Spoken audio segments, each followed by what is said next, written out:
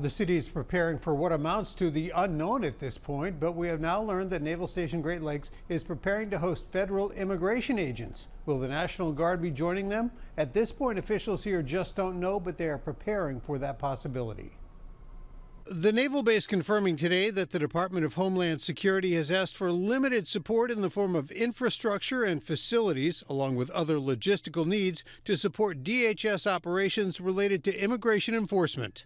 We think that's a smokescreen. There's no reason to use a naval base for immigration enforcement. We think that if they do show up under that premise, that will be basically a false flag operation. That'll be a way for them to amass National Guard troops. Today, the Johnson administration held meetings with groups of alders to brief them on the city's preparations in case the National Guard is deployed to Chicago. The police superintendent saying the department will remain ready for whatever.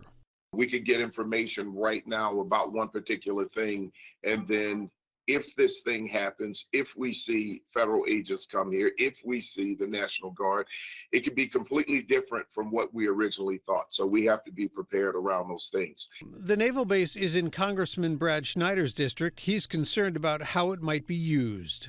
It is an essential component of the military preparedness and security of our nation, and we should be focused on making sure that they have the resources they need and nothing interrupts their mission.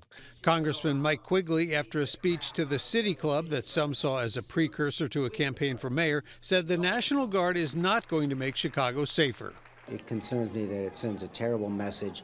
There's a reason that the business community, the convention community, and local law enforcement doesn't want this to happen. It sends us in the wrong direction. The mayor said this morning that there's still been no communication from the White House, and Alderman Brian Hopkins said during his briefing many people wanted to know how much advance warning Chicago might get if the Guard does come here. The answer, not much.